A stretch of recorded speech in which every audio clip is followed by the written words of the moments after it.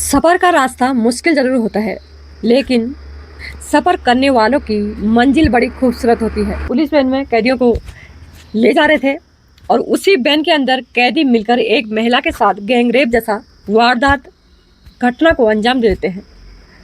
पूरा हड़कंप मच जाता है। कैदियों की जो वैन थी, जो गार्ड थी, उसमें कैदियों ने महिला के साथ गैंगरेप करके पुलिसकर्मी कहाँ थे, कैसे गैंगरेप की घटना को अंजाम दिया इस आरोपी, लेकिन उसके बावजूद उसके ऊपर पुलिस ने रेप के केस दर्ज कर दिए।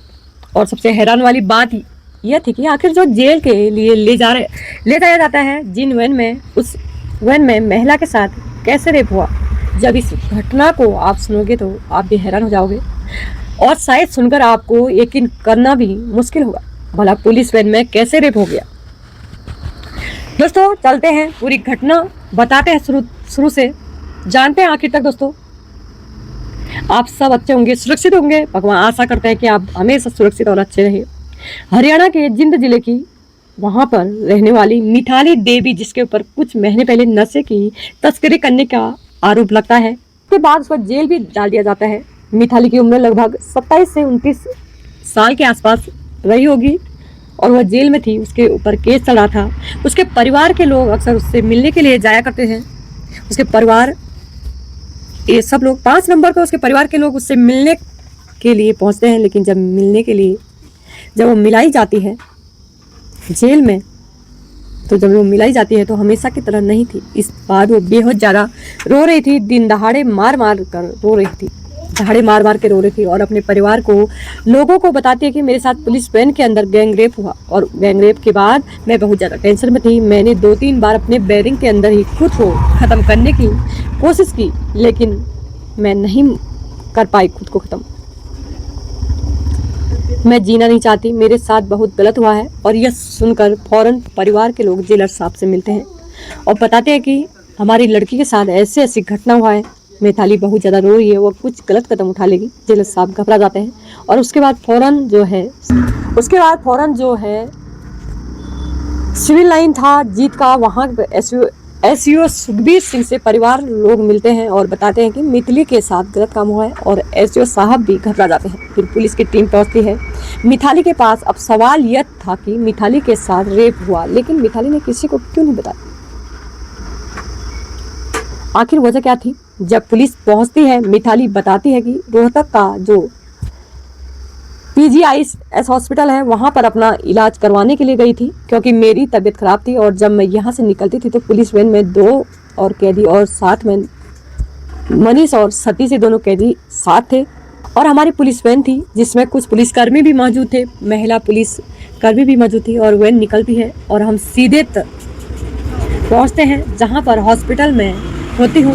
हॉस्पिटल के पास वापस वैन में आकर बैठती हूँ। फिर ये जो 2 कैदी थे, इनको कोर्ट में ले जाया जा रहा था। फिर उसके बाद कोर्ट में ले जाते जाते जहाँ पर इनकी हाजिरी होनी थी, वहाँ पर इनको ले जाया जाता है और फिर इनको वापस वैन में बैठा दिया जाता है। लेकिन पुलिसकर्मी थे जो कुछ कागजी कार्रवाई होती है उसके सिलसिले बाहर निकलते हैं उसके सिलसिले में और जाकर अपने कामों में लग जाते हैं। जाते उस टाइम वैन में चुपचाप बैठी हुई थी तो, और जब दोनों कैदी ये मेरे पास आते हैं जहाँ वैन खड़ी हुई थी, वहाँ पर कोई भी नहीं था। एक कैदी मेरे मुंह को दबा लेता है। सतीश और दूसरा मनीष मेरे साथ गलत काम करता है और उस टाइम पर इनके पास नुकीली भी चीज थी, मेरे गले पर रखकर मुझे डरा देते हैं कि अगर मैंने कुछ भी किया तो मुझे मार देंगे, यानी कि मेरी जान को खतरा था और मुझे खत्म कर देंगे। मैं बहुत घबरा जाती हूँ और चीख नहीं पाती, चिल्ला नहीं पाती। फिर ये लोग मेरे साथ बारी बारी से गलत काम करते हैं। गलत काम करने के बाद मेरी हिम्मत नहीं होती, रेप जैसा मेरा अंजाम देते हैं मेरे साथ। टेंशन में आ जाती हूँ, बताने की हिम्मत नहीं थी कि मैं पुलिसकर्मियों को बता पाती। फिर चुपचाप बैठ जाती हूँ क्योंकि उनके पास चाकू भी थे, धारदार हथियार थे। अगर मैं बताती तो हो सकता था ये लोग मुझे मार देते। फिर वैन वापस वहाँ पर जाती है और जीत और यहाँ पर हमें वापस अपने बैरक में भेज दिया जाता है। लेकिन यहाँ आने के बाद टेंशन में थी कि यह सोच रही थी कि अगर मैं किसी को बताऊंगी, अगर मैं जेलर साहब को बताऊंगी तो जेलर साहब इस बात पर यकीन नहीं करेंगे, कोई भी मेरी बात तो सुनेगा नहीं और फिर हो सकता है मुझे मार दिया जाए। फिर ये बोला जाएगा कि मैं जेल को बदनाम करने की साजिश रच रही थी। पुलिस के ऊपर मैं आरोप लगा रही हूँ और इस पुलिस इन आरोपों को छुपाने के लिए कुछ भी कर सकते हैं। हो सकता है मेरी गलती को, मेरी बातों को नज़रअंदाज कर सके या मेरी हत्या कर दे।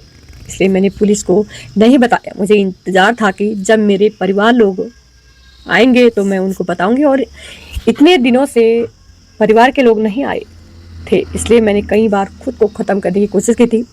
जब ये बात सुनती है पुलिस की पूरी टीम, एसईओ, जितने भी पुलिस के लोग होते हैं, उसमें साहब लोग फौरन वो मतलब आदेश देते हैं कि सतीश और मनीष को गिरफ्तार कर लिया जाए। दोनों को गिरफ्तारी कर लिया जाता है, उनसे पूछताछ की जाती है, क्योंकि जाहिर सी बात है लड़की की बातों पर यकीन नहीं किया जा सकता है जब तक सतीश और मनीष यानी कि आरोपी बलात्कारी जब तक उनसे पूछताछ न किया जाए। तो बताते हैं कि हाँ, उस दिन हम लोग अकेले देखकर, तन्हाई देकर हम लोग हवस जाग चुकी थी और हम लोग खुद पर कंट्रोल नहीं कर पाए।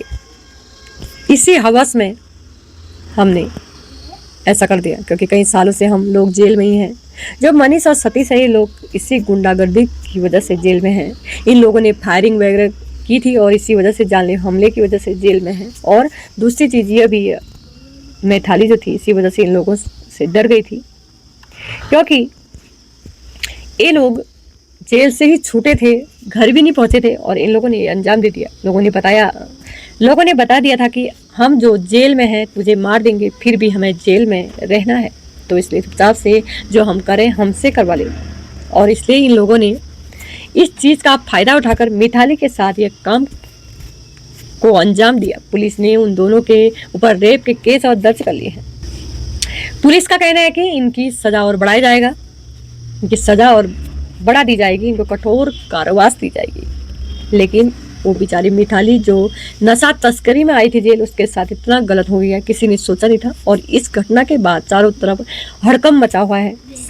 भला जो पुलिस वैन, उस वैन के अंदर महिला कैदी के साथ इतना घिनौना कृत, रेप जैसा कृत अंजाम दिया, पुलिस वाले कहाँ थे, क्या कर रहे थे, ढेर सारे सवाल उठे हैं। हो सकता है अब कप्तान साहब, एसएसपी साहब, वो सब वहाँ पर पुलिसकर्मी वहाँ मौजूद थे, उसको भी सस्पेंड किया जाए।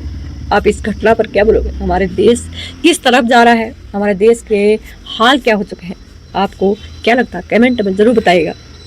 दोस्तों मुझे लाइक करें, सब्सक्राइब करें। दोस्तों हम कोशिश कर रहे हैं आगे बढ़ने की, हमें सपोर्ट करें आगे बढ़ाने की। नमस्कार दोस्तों, फिर कल मिलती हूँ नई वीडियो के साथ।